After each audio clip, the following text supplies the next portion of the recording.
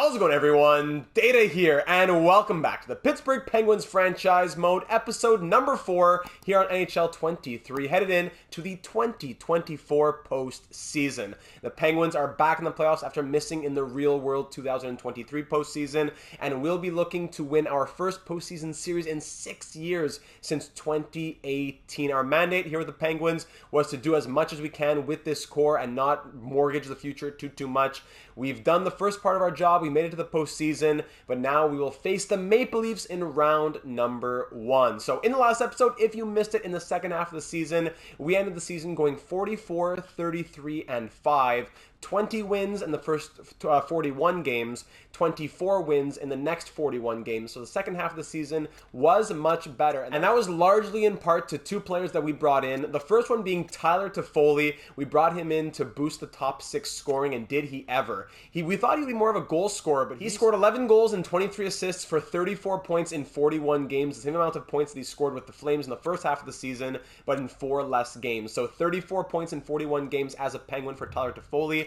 And we also went out and picked up a new starting goaltender. Aiden Hill transitioned to the backup role, and we picked up Mackenzie Blackwood, whose numbers did come back down to earth a little bit, but he went 21, 12, and 2, a 912 save percentage and 2.76 goals against average for the first 10-15 games or so, at like a 920 plus, 930 plus save percentage, 2.2 goals against average. He is the reason why we just squeaked into the playoffs. We barely made it in, despite having the 13th best record in the NHL. 5 of the top 13 teams in the league came from the Atlantic Division. Crazy, when there's 4 divisions. You would think the top 5 teams from each division would make the top 20 of the league. No. 5 of the top 13 teams in the NHL from the, what am I saying, the Atlantic Division, the Metropolitan Division, excuse me.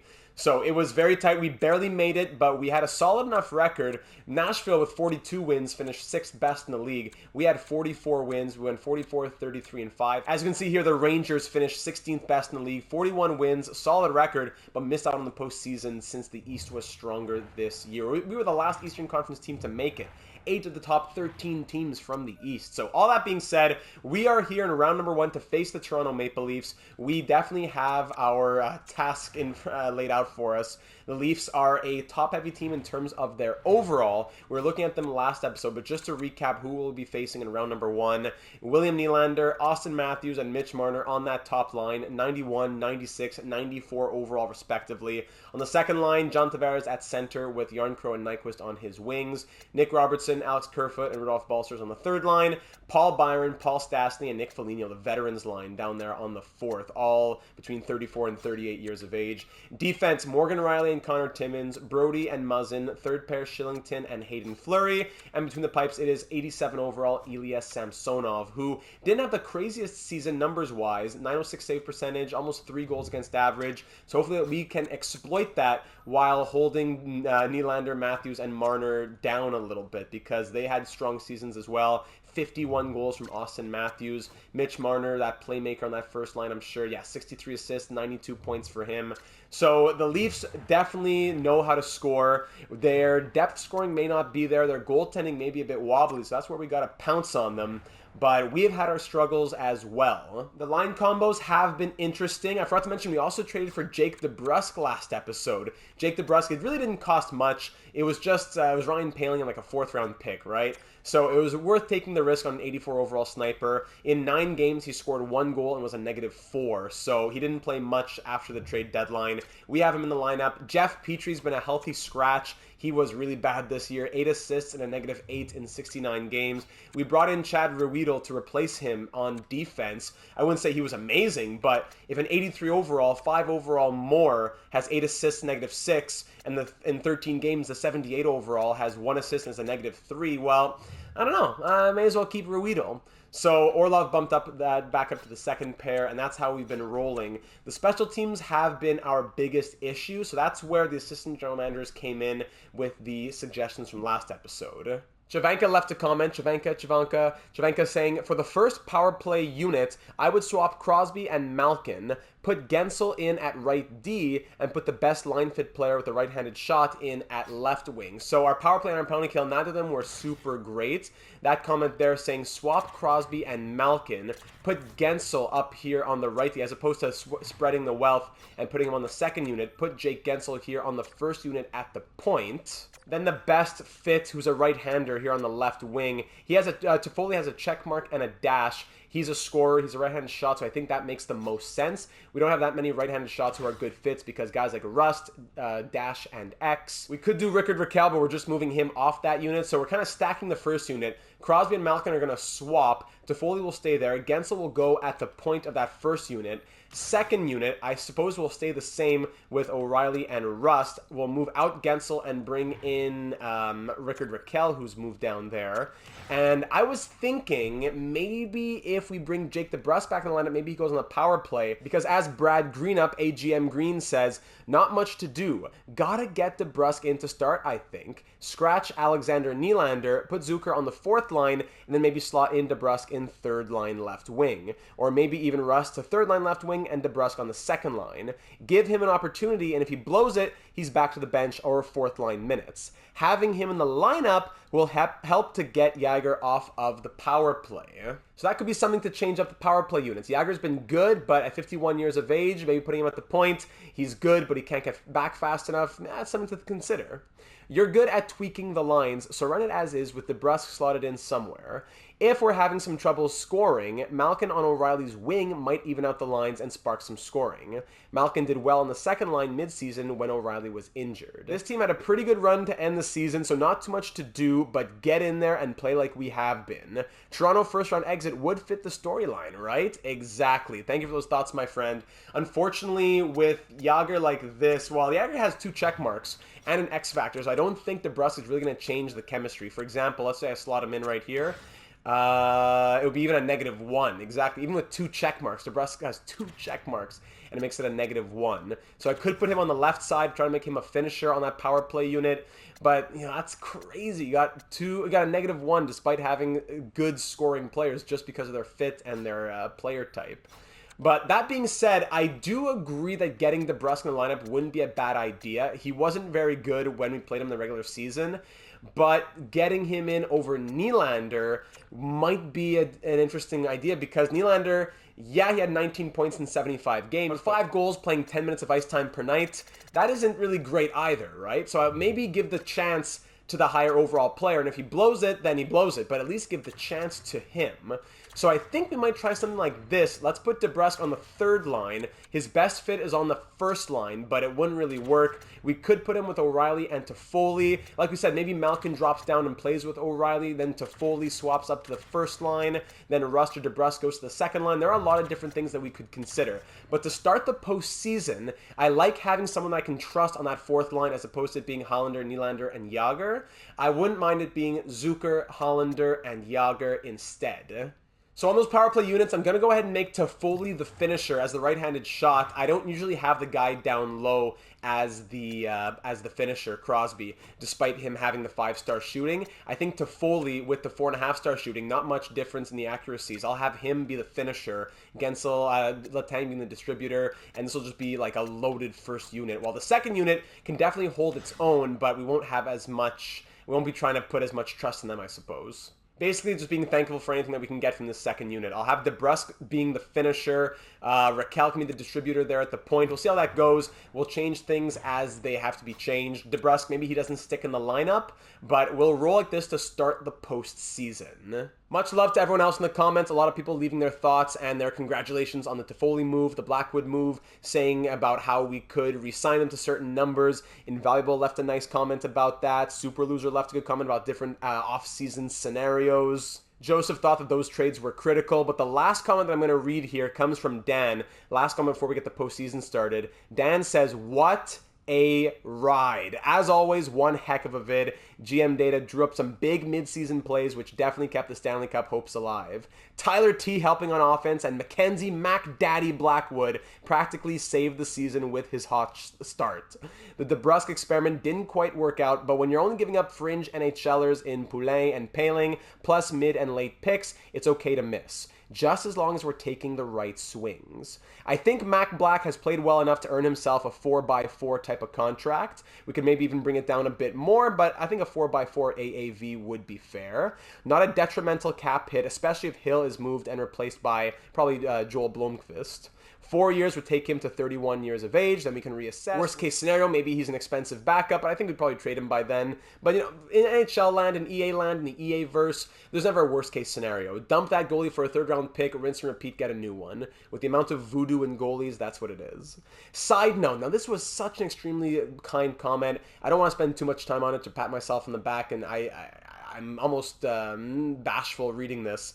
But Dan says, side note, gotta say, Data, you are an incredible orator. These videos clearly take a lot of effort to narrate, but you're able to navigate through for over an hour, keeping everyone engaged along the way without any dead air. Obviously, a little editing, of course, and a lot of experience go a long way, but everything is always so clean. It shows how much energy you devote to this channel to ensure high-quality content for the viewers, and it is appreciated. Good luck in the playoffs, brother, and go...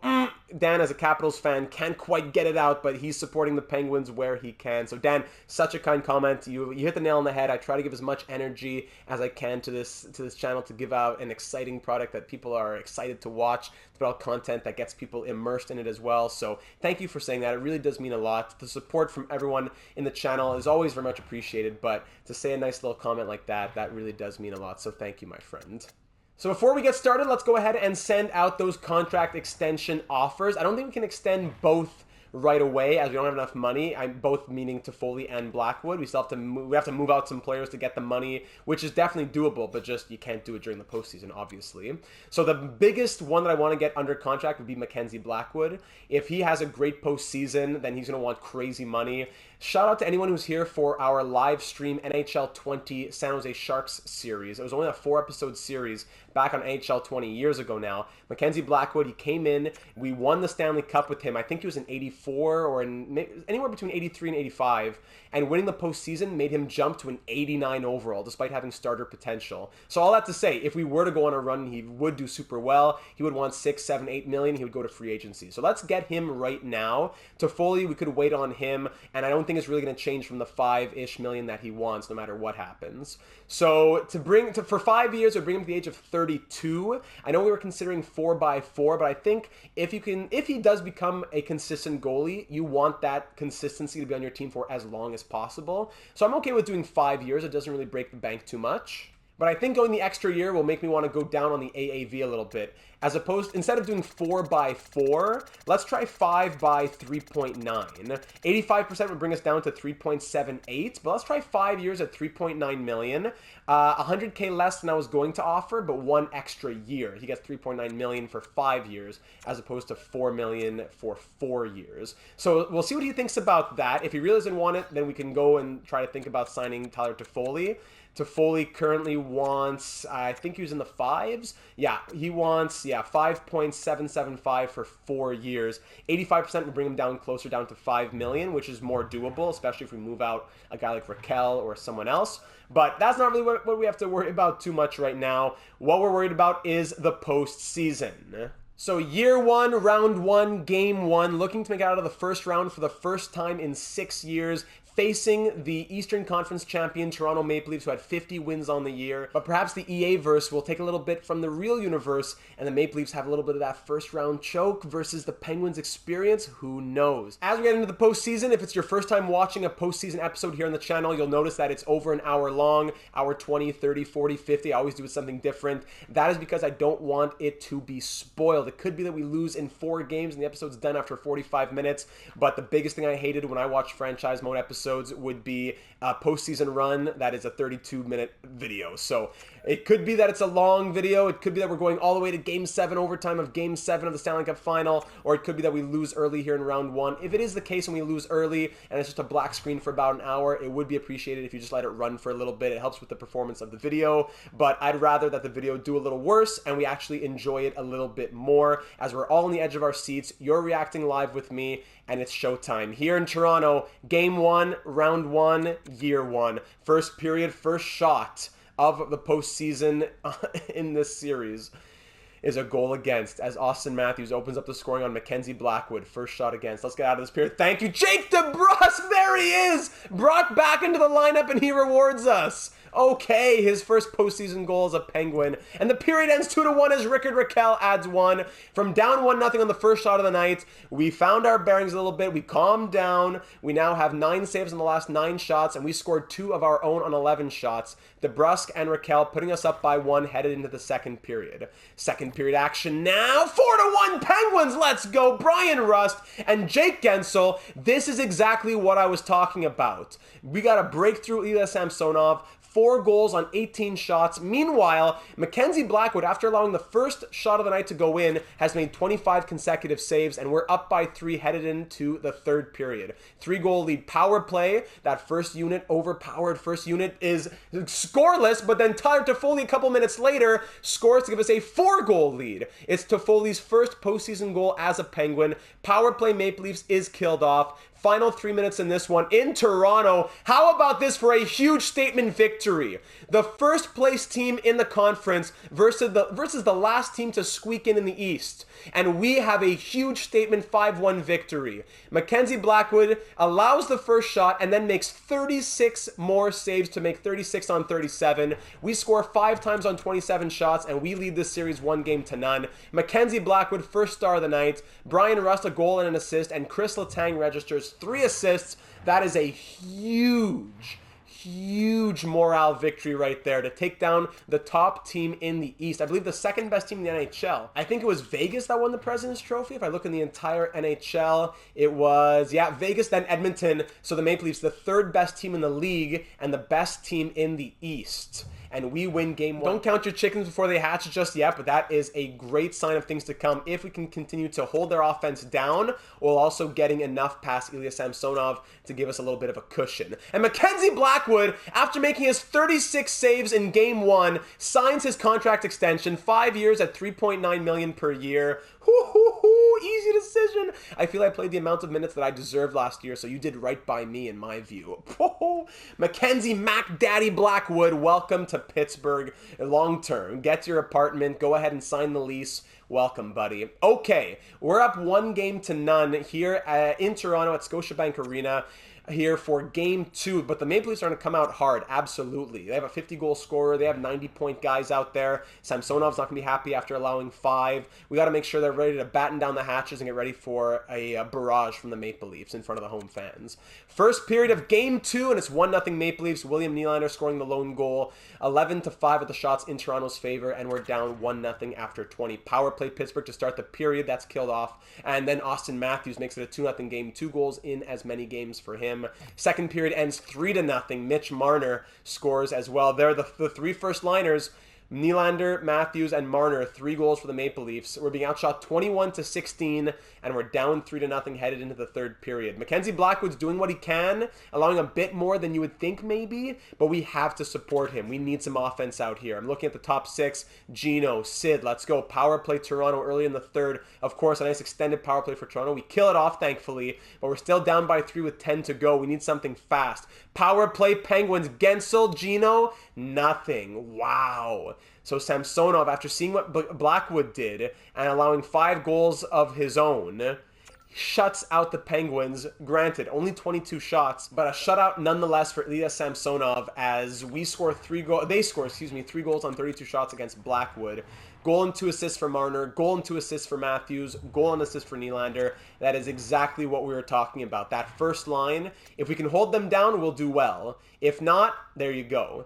They were the only line we didn't hold down, but we didn't answer with any offense. We got shut out there. So we'll bring it back to Pittsburgh with the series tied at 1. I think that's almost best case scenario. Didn't want to lose both on the road. Winning one, stealing one game on the road is a big, big hurdle to get over. Now it becomes a best of 5, and the next 2 games are at home in front of the fans at PPG Paints Arena in Pittsburgh. I'm going to give this squad one more game after scoring 5 goals in game 1, but if we're only scoring 1 goal or less, we got to start changing things up fast. We don't have time to wait.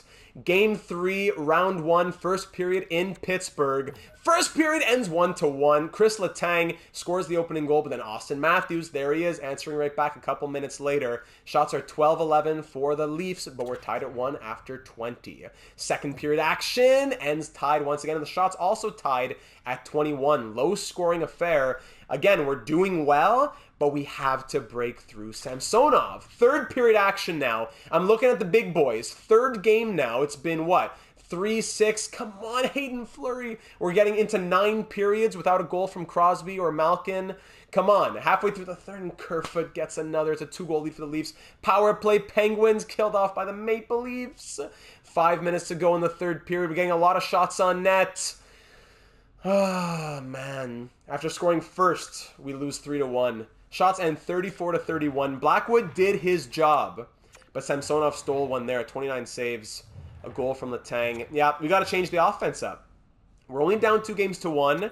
Not the end of the world, but we're being outscored 6-1 the last 2 games. Unacceptable. Especially from the top guys. Really sad from the top guys. 3 games, 9 periods, no goals. So let's see what changes we can make here in the lineup. Malkin, no point. 1 assist, -1. Crosby, 1 assist, -1. Gensel, 1 goal. That's true. I forgot about Gensel in the top 6. And a -2. Russ, a goal and an assist. Ryan O'Reilly, no points. And Tyler Toffoli, a goal and an assist.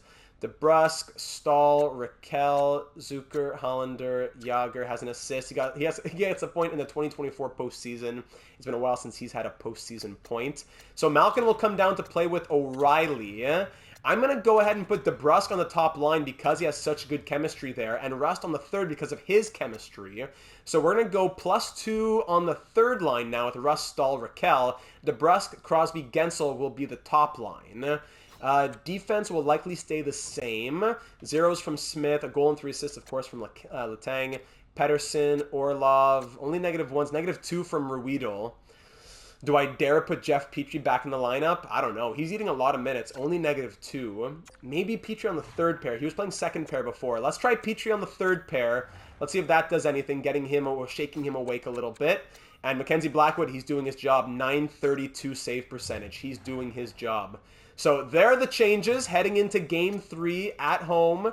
We won 1 on the road. We lost 1 on the road. We lost 1 at home. Now we got to win 1 at home, headed back to Toronto, so that we can make it a best of 3 at PPG Paints Arena, in Pittsburgh for the Penguins to win this 4th game, a very important one. First period, 1-0, and it's Sidney Crosby on the power play. Sid, thank you very much, the captain, finally getting in on the action. Shots 15-9 after 20, and we're up 1-0. Heading into the second period now, Nylander scores on the first shot of the period. It's those top line guys for the Leafs. First, hold on, power play going back our way, and there we go, Rickard Rakell on the power play, the second unit jumping in, power play Leafs now, I'm just letting it all go. Let's sim through the second period, and it ends 2-1. All right, so both our goals coming on the power play. Shots are 29-21 in our favor, but it's only a 1-goal lead. I'm looking at Jake, I'm looking at Gino, I'm looking at Brian. Let's add to that lead. Third period, that third line with the +3, let's go now. Ryan O'Reilly, get in on the action a little bit. I'm glad that you're doing well defensively, but I need you to be offensive as well. Halfway through the third period, it's Evgeny Malkin. Gino answers the call. Power play Toronto, we kill that off. We're up by 2. Hold on, Rudolph Balcer scores late. Final 5 minutes, up by 1. Shots way in our favor. It's a tight finish, pulled goalie for the Leafs, and we hang on for the victory. The Leafs likely pulled their goalie for a 6-on-5 barrage. We had 40 shots on net. Shots and 40-30. 70 shots through 60 minutes between the two teams, but we come away with the victory. Evgeny Malkin, a goal and an assist, and Aiden Hill came in relief. I suppose Blackwood injured at one point, and Rickard Rakell with a goal as well. Hold on, let's check this out. So Mackenzie Blackwood made 10 saves on 11 shots, gets pulled due to injury presumably, and then Adin Hill makes 18 saves on 19 shots. Well done. I didn't notice that the Maple Leafs goal had been on Adin Hill. Very well done, but hopefully Blackwood not injured. Thank you, Adin Hill, for doing so well in relief. We'll take that victory to tie this series at 2 and make it a best of 3. And thankfully, Mackenzie Blackwood is not injured for this next game. I'm glad Hill showed what he can do, but Blackwood's been way too good for me to think, oh, maybe we go to Hill. So now we head back to Toronto with this series tied at 2. Already, no matter what happens, if we win in 6, lose in 6, win in 7, lose in 7, I think this is already a lot more than many people would have given us. So I don't think anything to touch upon here. We had 2 big power play goals last game. Sid came through. Gino scored even strength. So I think I'm going to keep it as it's been. We're back in Toronto where we won the last game that we played at Scotiabank Arena. So we know how to do... we had won game 1. Then we had gotten shut out the last time that we were at Scotiabank Arena. So we know how to win, but we're coming off of getting shut out. The Leafs love to play in the front of the home fans. My mouth is just gone. Here in the postseason, it's always a million miles a minute. First period, 2-0 Penguins. We know how to play in Toronto. Sidney Crosby followed by Chris Letang, both even strength goals. 15 shots for the Leafs. We kept them out in those first 20 minutes. We're being outshot by a couple, but we're up by a couple. We know how to play here in Toronto. 5-1 victory in game number 2. Shut out in game number 1. Shut out in game number 2. We already scored twice. Second period ends 2-0. No scoring. The Leafs still up by a couple shots, and we're still up by a couple goals. Shots 27-25 in Toronto's favor, but we lead by 2 headed into this third period. A period in which, if we win, would give us the series lead, and we would be 1 win away from going through to the second round. Third period action now in Toronto. They're definitely feeling it. There's some desperation from the Leafs. We got to stay calm, cool, and collected and look for another one. Halfway through the third, still a 2-0 game. Shots are tied at 35. Now at 33. Now we lead 35-33. Final 2 minutes of this one. It's coming down to the wire. Morgan Riley scores late to break the shutout, but Mackenzie Blackwood makes 36 saves on 37 shots. Mac Daddy gets it done, and I'm not afraid to say, forget the shutout. 36 saves, first-star honors, thank you very much. Samsonov also makes 36 saves, but allows 1 more goal. Chris Letang has been incredible. He has had a goal and an assist in that one, and he leads the team scoring. 2 goals, 7 points in 5 games for Chris Letang. And ladies and gentlemen, your Pittsburgh Penguins, the last team to make it from the Eastern Conference into the playoffs, now has the Eastern Conference champion Toronto Maple Leafs 1 loss away from being eliminated. The round 1 curse, could it continue for the Leafs as we now host them back in Pittsburgh with the opportunity to end round 1 in 6 games? Let's not let it go to 7. Let's not let them get back home. Let's do it right here, right now, and show the league that the Pittsburgh Penguins are not too old, not too tired, and are definitely a team to be afraid of. First period, 2-0 Leafs early. Of course, Matthews and Marner, they're the only ones. Kerfoot had a goal, Fleury had a goal. I think that was it, right? Marner and Matthews, shots 12-8 for the Leafs through the first period, and we're down 2-0. Power play Leafs to start the period, wonderful. Power play goal for Nylander. Power play Pittsburgh. Thank you, Sidney Crosby. We have life. What? Why? The penalties, why? Nick Robertson, power play goal. 2 even strength, 2 power play. Power play again for the Leafs. Period ends 4-1. We're being outshot 24-15, and we're down by 3. Yeah, the Leafs are definitely not going to let themselves get eliminated in 6 games, I suppose. But we still have... Oh, never mind. Never mind. Austin Matthews scores another. Just the first line. Literally just the first line. We have 20 shots through 50 minutes. And we're down by 4. Wow. Let's call it. All right. Shots end 35-23 for the Maple Leafs, and they push it to Game 7 as we get bombarded. There's the first line. The 3 stars of the Leafs are the 3 stars of the game.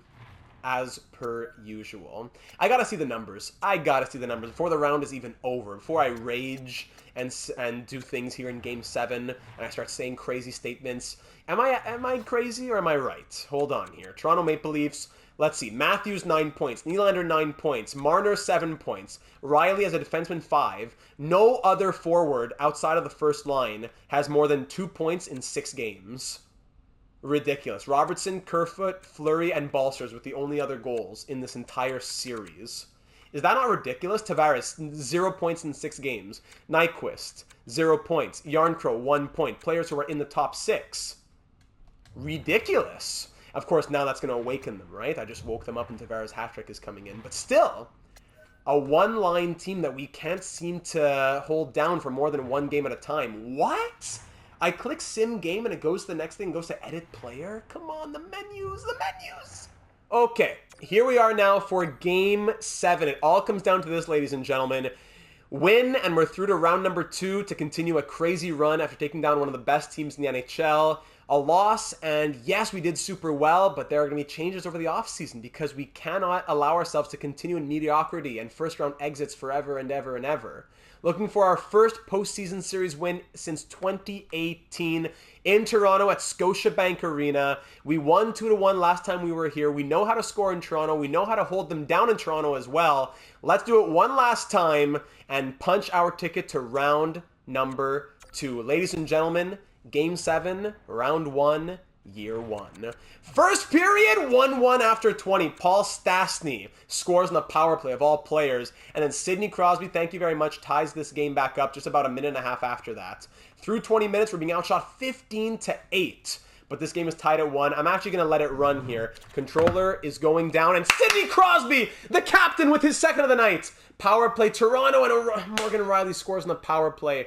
I was thinking O'Reilly. That's true. Ryan O'Reilly against his old team. And Jaromir Jagr, Sidney Crosby, back-to-back. The 51-year-old scores his first postseason goal in who knows how long. And Sidney Crosby has a hat trick through less than a half hour of play. Morgan Riley with his second makes it a 1-goal game once. And then Stastny, the fourth-line centerman. Wow, what a period. What a period. 7 goals in that period. Sorry, 6 goals in that period. So Sidney Crosby scores a hat trick through 26 minutes and 43 seconds. Jaromir Jagr, in his first postseason appearance since 2016 with the Panthers, scores his first postseason goal since playing with the Flyers back in 2012, 12 years ago. 51-year-old Jaromir Jagr, but then Morgan Riley scores his second of the night, and Paul Stastny scores his second of the night. Of course, no one scores but the top players, then Riley scores twice in 1 period, and the fourth-line 38-year-old centerman scores twice as well. So, we're being outshot 24-21. Here in this third period, it's a 4-4 tie. Game 7, final 20 minutes to decide who goes through. It is a nail-biter. Controllers down once again. We need offense. It's a power play goal from Austin Matthews. These power play... Paul Byron! Power play Pittsburgh, come on! Killed off by the Maple Leafs.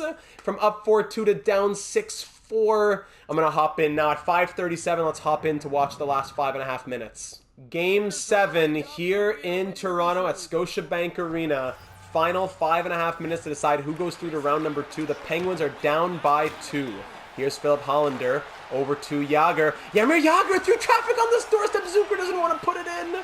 Zucker to the point. P.O. Joseph. Here's Jagr. P.O. Joseph over to Zucker. The fourth line out here. Gives it away to Muzzin. Let's get that first line out here, but not just yet. Of course, Byron scores. Stastny scores twice. The fourth line for the Maple Leafs just going off. I don't know where the scoreboard is at the bottom, but okay. Here comes Byron into Pittsburgh territory. Blackwood wearing Fleury's number 29, by the way. I hadn't noticed that. P.O. Joseph, let's go. Change up that first line. Here comes Jagr. Jaromir Jagr. Over to Petrie! Stopped by Samsonov. He's going to pass it out to TJ Brody. Brody to Foligno. No one wants to go after him. No problem. Here's Stastny coming in for his hat trick, of course. Poked away by Petrie. Well done. Muzzin gets it back. Gives it over to Paul Byron. The fourth line is staying out against the Penguins' first line. Yeah, just skate right in. No problem. No desperation. Here's DeBrusk. DeBrusk. Yeah, just skate into the middle of the zone. Let's go. Let's have a little bit of desperation here. Petrie leisurely bringing it in. Here's Crosby sitting on a hat trick already. Crosby in front. DeBrusk on the doorstep in the crease. No one wants to... And hold on. Power play now. Oh, no. Where is the scoreboard? Can I please see? That would tell me if there's a power play or not. Come on. Can I even see the time left? 4:26 to go. Where is the scoreboard? Thank you very much. All right, second line coming out now. I thought there was a power play there. Ryan O'Reilly out for the faceoff here with 4.5 to go. O'Reilly wins it back to the point. Ty Smith to Chris Letang. To Foley in front to Malkin. Trying to get it across to Ryan O'Reilly, but he can't get it through all those sticks. The sea of sticks breaking that up. Mitch Marner skating in now against Ty Smith. In front to Nylander. Stopped by Blackwood point blank there in the slot. Matthews weaves his way through. O'Reilly's backhand stopped by Blackwood, and he'll hang on to the defensive zone faceoff. Jordan Stahl wins that faceoff back to Orlov, up to Pettersson, and now here's Brian Rust. 4 minutes to go. Thinking about pulling that goalie if we can get a good zone presence here. Morgan Rielly board pinned. Marner comes to fish it out. Marner up to Nylander, one-on-one against Orlov. Across to Connor Timmins. Timmins windmills nobody. Gives it across to Rielly, who lets one go, and Blackwood will hang on again. Another defensive zone draw. 3:47 to go. O'Reilly loses that face-off to Matthews. Matthews broken up by O'Reilly. Can't get out of the zone, though. Timmins. Matthews hits Chris Letang's leg and can't make it through. Timmins now to Matthews. Over to Nylander. Just wide of the glove side. Behind the net. Marner. Rielly. Back to Marner. Just toying with the Penguins here in their own zone as they need a goal desperately. They can't even get it out. Marner against Letang, pushed off. Now here's O'Reilly. Let's see if we can get into the zone. Come on. O'Reilly skates offside. Crosby wins the draw back to Letang. Now here's Gensel. Come on, Jake. All right, Letang at the blue line. In front, Crosby! Glove save Samsonov. And now is where I'm going to make a few line changes. I'm going to put like Toffoli at the point. Extra attacker coming out. We're pulling the goalie, taking a timeout. Let's get everything as we want it to be. All right. Here we go. Gensel can be the extra attacker. Malkin and Toffoli up on the first line. We're going to put Raquel at the point.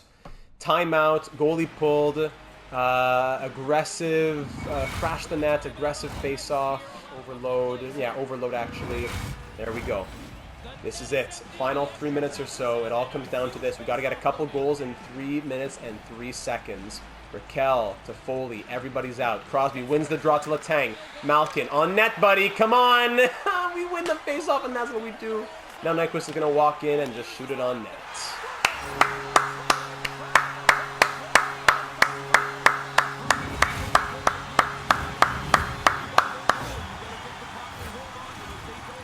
Win the face-off.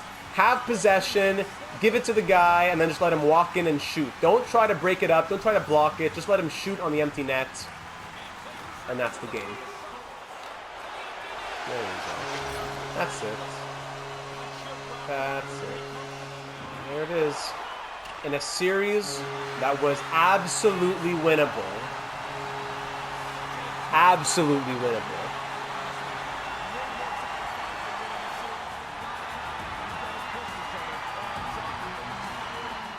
Shots end 39-38. 39-38. Like, yeah, count in a couple empty netters, but come on. Absolutely a winnable series. Where has the offense been? Crosby finally showed up at the end with his hat trick and scored 6 goals in 7 games. That's great.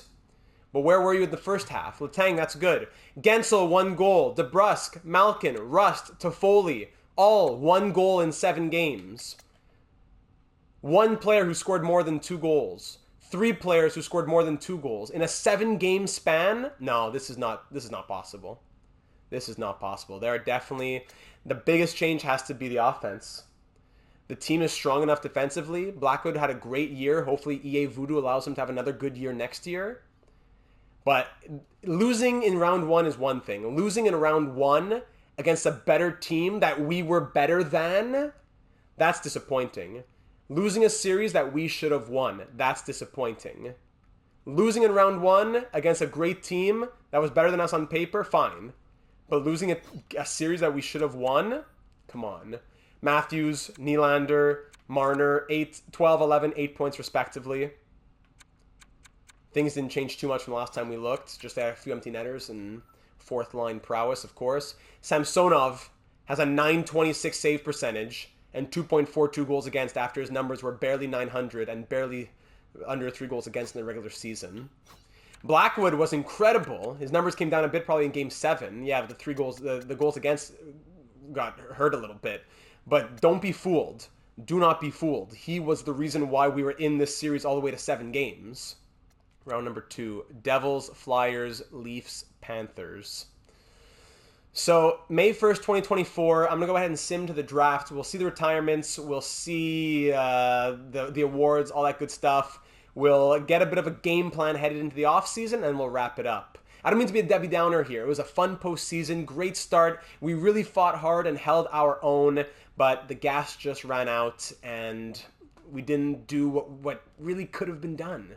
And at the end of the 2024 postseason, the Nashville Predators are your Stanley Cup champions. The Ontario Reign won the Calder Cup. It was the Predators versus the Flyers in the Stanley Cup final as they beat the Leafs in the Flyers beat the Leafs in the Eastern Conference final. Detroit picking at 1 and 2. My goodness. They have the second overall pick from Boston. Boston won the draft lottery. And then their pick at 5 jumps up to 2. So picks 2 and 5 become picks 1 and 2 for Detroit. Chicago drops 1 to 3 after winning Bedard in 2023. Then Dallas, LA, Winnipeg, Buffalo, etc., etc. Oh my goodness. Retired players in 2024. We know Jaromir Jagr at the age of 51. Maybe now he's 52 by the end of the season. He will be calling it a career. We'll keep him in the organization just to balance out the salary cap. We'll pay him $3, $4, $5 million per year just to work up in a management position, something like that. But aside from him, Brassard, Filppula, Nielsen, Bozak, Dubinsky, a lot of players who haven't played in a long time, and goaltenders. Mike Smith at the age of 42 calling it a career as a 70 overall. So Jagr not there because the game has him glitched as a 28-year-old, but really now 52 years of age and calling it a career. I know I've been calling him 51 all episode, but he turned 52 in February of 2024. Coach retirements, Sylvain Robitaille already retiring with us. Beautiful. Draft interviews, I don't have anything to do because we have pretty much the whole draft class fully uncovered, which is wonderful. And now here we are at the draft. So let's first and foremost look at the awards here in 2023-24. We know the Nashville Predators win the Stanley Cup. The President's Trophy going to Vegas, and it was Predators versus Flyers in the Stanley Cup final. Individual awards, Patrice Bergeron on the Predators wins the Art Ross Trophy. Hart Memorial going to Bergeron as well. James Norris, of course, to Quinn Hughes, who also would win it in an EA game.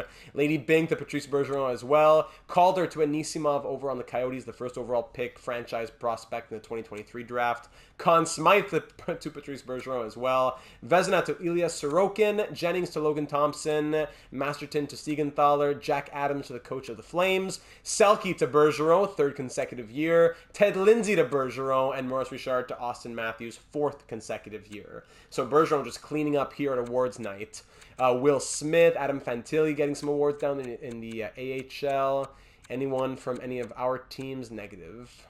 So in round number 2, the Leafs lost in 6 to the Panthers, then lost in 6 to the Flyers, who lost in 6 to the Predators, who win the 2024 Cup after going through 5, 6, 5, and then 6 games of their own in their 4 series on the way to their first Stanley Cup. So we will also take a moment here to say goodbye to Jaromir Jagr, who came back to Pittsburgh to play one more year at the age of 51. He turned 52, broke the NHL record for the oldest player to ever play an NHL game. Gordie Howe's record of 52 years and 11 days was broken. He turned 52 in February. He played, of course, in March, April, May, so he broke that record. And he goes out with final numbers. We can't see them on this screen, but if you took his real-life numbers plus this 81-game season that he played in 2023-24, Jaromir Jagr retires officially from professional hockey with 1,814 NHL games played, 777 goals, 1,174 assists, and 1,951 points. So while Jagr's placement all time in terms of goals, points, stuff like that in NHL history, I don't think anything really changes with this season. These 81 games played gives him the most games played in NHL history as he passes Patrick Marleau and, like I already said, the oldest player to play a game in NHL history. Imagine if you added in some of those KHL numbers when he wasn't playing in the mid-2010s. Wild. So we'll keep him on the team to try and balance out the salary cap. Next season, the salary cap is $92.35 million. In the real world, 2023-24, it's probably going to be like $83.5 million, $84 million. By 2024-25, even if it jumps like $4 million, probably like $87, $88 million. So $92 million is still too much in my opinion. I don't mind handicapping ourselves. Maybe let's call it an $87 million cap for 2024-25. Let me know your thoughts on on that. We'll sign Yager to whatever contract we have to balance out the salary cap. But let me know your thoughts on what we should do. Eventually, we'll catch up with what the EA versus salary cap is, but 92.3 million, 10 more million than it is right now in the real world after just 2 years. I think that's just too big of a jump too fast. So now we look forward to next season and the 2024 offseason. In the draft, looking first at the draft board, the picks that we will have the 20th overall pick with our first, the second round, our own second round pick, so the 52nd overall pick. Then after that, Toronto's third, our fourth, Vegas's fifth, and then 2 sevenths. So we have picks, nothing crazy, but picking at 20 and 52, those could be two big ones, whether we use them or trade them or what. So with picks 20 and 52, we should be getting 2 solid players for our prospect pool, especially when we know so much about them with the potentials, thanks to Red Boy strategy, the one that I outlined in my scouting tutorial video. So we see all these medium elite players in the top 6 players are all medium elite. As we scroll down, medium elites here as well, Kiviharu, this guy Catton, Berkeley Catton, a medium elite at 9th overall. He's a year away. If we look down at pick number 20, looks like there are some top 4 D going around here. Two-way D, offensive defenseman. Henry Muse, offensive defenseman, 3 years away. Medium top 4 D, who are probably a couple of years away at least. And then it drops off quite a bit at the end of the first round.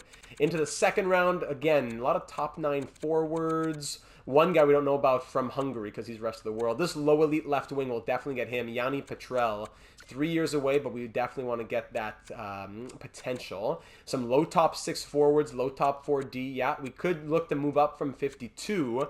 Since at 52, I'm seeing just top 6D and top 9 forwards. Low top 4D gem, Walter Lashoff, offensive defenseman. Interesting. If at this point now we just sort by potential, any late steals. Even though the scouts aren't amazing yet, we know much about the first 200 or so. Low elites, yeah, we'll definitely want to get these guys. Vorobiev and Jean Roy, 6'4", low elite. Yeah, for goaltenders, anyone in the goaltending department? Only medium starter, no one better than that. And I wouldn't want to use the 52nd pick on just a medium starter. So there you have it. We have a few different ideas that we could do. I think moving up from 52 into the 40s makes sense, and then using 20, maybe moving up a little bit would also make sense, but we don't have much to move up with. All of the top 5 players are NHL ready, meaning they're likely 77 to 80 plus overall. After that, any NHL ready prospects? No standouts. Most 3 years away, nothing less than like a couple years away. So anyone we get is going to be at least 2 or 3 years away. These guys down here are 2 years away. Interesting. Tervainen and Letivori at the end of the first round, both medium top 6s. But aside from that, all at least 2 or 3 years away unless you're picking in the top 5. Speaking of trades and all of that stuff, when it comes to moves that we could make, I'll check the pending free agents in a moment, but we'll definitely be wanting to move out some money if we're looking to bring in more offense or just get a different feel around the core of this team. Like, I love Raquel, I love Rust in the real world, all these guys. But if those middle 6 wings are not getting it done, then we might have to look elsewhere. So Crosby's down to a 90, Malkin down to a 90, Gensel's at an 88, his extension will be kicking in. O'Reilly is still out here. I'm happy to have him as our middle 6 centerman, maybe moves down to the 3rd line even with first unit penalty kill. I don't know, but we're paying him a lot, so I would probably want to keep him as 2nd line center. Rickard Rakell making $5 million per year. Keep all of the no trade clauses, no movement clauses in mind. A reminder here on the screen for Rickard Rakell, he actually has a modified no trade, so he has an 8-team no trade list. DeBrusk would need an extension. He's an 84 overall. He did okay in the postseason on the first line-ish. He had 1 goal in 9 games in the regular season. In the postseason, 1 goal, 4 points, plus 4 in 7 games. It will be interesting to keep him, but I think he wants too much. Yeah, he wants over $4 million after not really showing that much, so I don't know. Orlov's at an 84. Rust, he has a full no movement clause, so we'd have to get him to waive that, and that's probably the toughest thing of all to do. So I think probably going to have to pass on moving Rust. I think we have to keep him. Toffoli, if we remove $4 million from our budget, we have about $5 million to play with an extension right now. It would be tight, but I would be happy to look at extending Toffoli 3 years at around $5 million, a little 3x5. Marcus Pettersson making $4 million, that's a lot of money.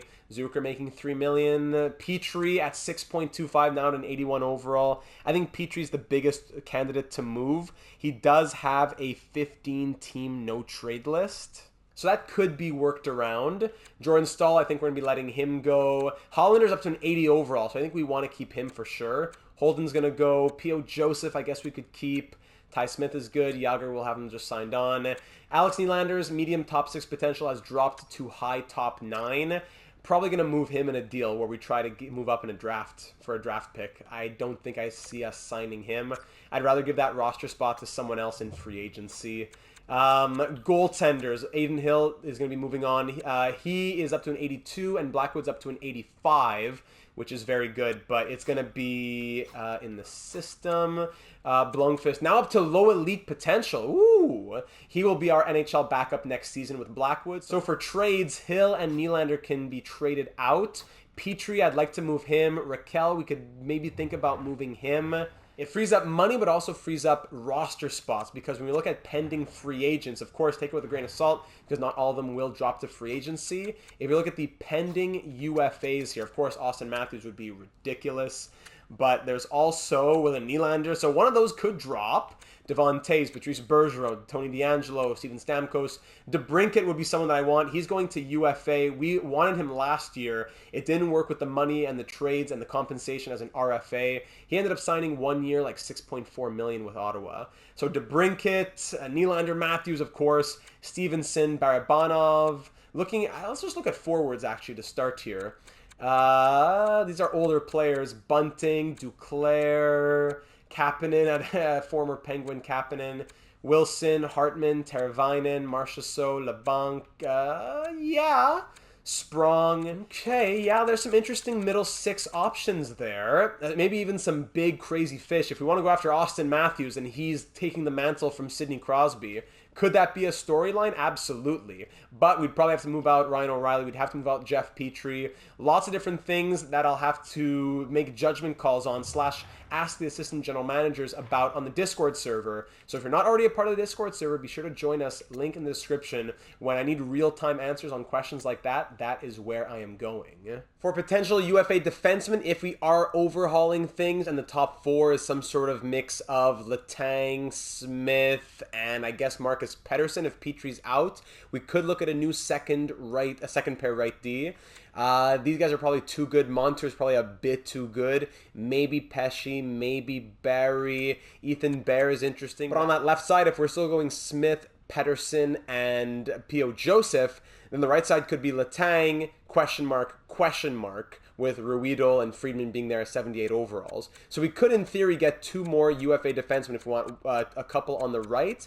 At the very least, if Petrie is out, we would need a new second pair right defenseman, and there are some names, especially if his $6+ million AAV can be used elsewhere. I gotta say, just at a glance, Tyson Barrie, very tempting. He's 32. He'll probably want like 3 or 4 years. I would think 4 years. Had 54 points this last season. We need a little bit of that offense out there. 3.5-star defense, which isn't ideal, but if he's playing with Marcus Pettersson, who's a bit more defensive, that could be a decent pairing. Other people, the tough plus minuses. Ethan Bear, not bad, plus 16, but Pesci, even Montour, only like 30 points.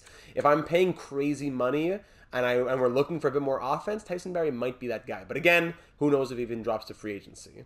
Closing it out by looking at the progress reports, nice to see a nice bit of growth for Hollander, who is up to an 80 overall, 23 years of age. We told him 1 year NHL, prove it to me type of contract, stick with us, we want you here, and he did that. So he's definitely going to be, hopefully, I would think a third liner next season.